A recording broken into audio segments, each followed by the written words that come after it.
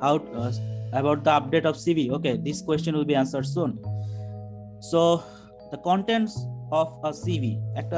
So we'll discuss like what are the common or the key contents, and you have to play with these contents only. You do not need to experiment or add some other content which is not within this framework.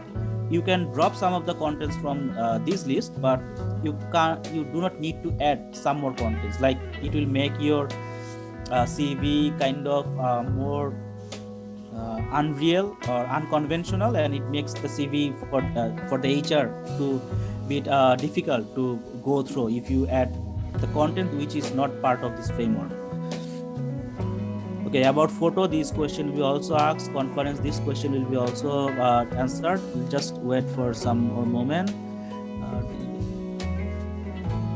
Okay, Farjana Nasrin, I discussed about the difference between resume and CV. So once we complete our discussion, we'll get back to that slide again. It was discussed in the second slide. So just allow me to complete this module first. So what are the common contents of the CV? There are only 9 contents that you should remember, and I suggest try to memorize it. If you can memorize all these 9 contents at once, then CV writing won't be a difficult task for you anymore. So the first content of a CV, content means information, your name. The second content that can be included, not must be included, can be included, is a personal detail. Then the third content is objective or personal statement, or you can see executive summary. Fourth content is education. Fifth content is work experience. Then skills, personal interest, publication. This is also an optional content. Publication, even the personal interest, and reference. This is another optional content. So as you can see, there are only 9 pieces of information that you must put in your 2-page. You can drop some of this content which are optional, but you shouldn't add anything more in your 2-page document. This is the standard, and if you review all the published book and literature, you will get kind of this framework as common framework. Like everyone speaks about these 9 contents.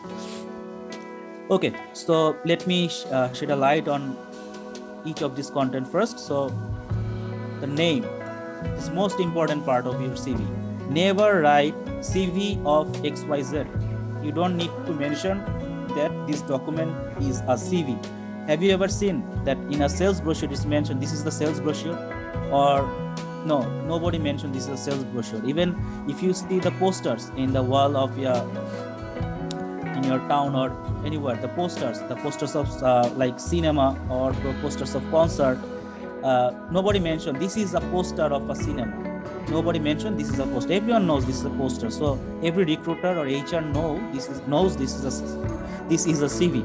So the title of your document is your name. So that is why this is the most important piece of information that your CV must contain. So your name is the title of your document, and it is the first content that you should write.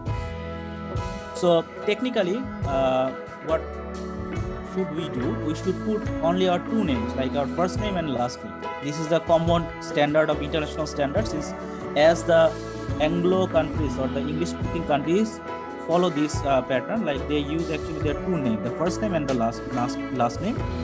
So this is the common practice. But in some Asian countries or African countries, we have lots of names.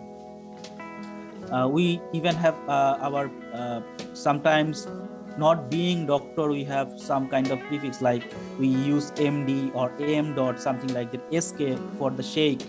So we get sometimes confused, but you have to remember you must own your culture and customs.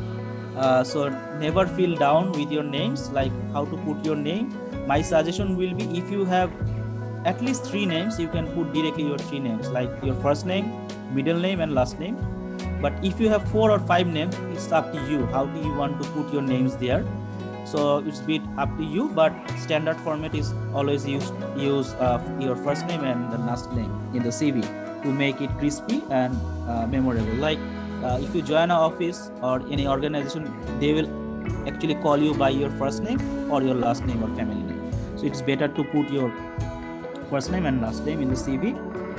And it's very obvious, but what we do, sometimes we actually use our pen name, nickname, or pseudonyms which are not part of our certificate name. It's very common. I've seen a lot of CV that has a nickname in the bracket or a pseudonym in the bracket, which is not allowable. You just have to put your certificate name in your CV, which is your brand name actually. So always remember to put your certificate name since it is the headline of your curriculum vitae, and always remember to avoid any nickname or pseudonyms. Okay, and definitely you can be creative, but follow the guidelines.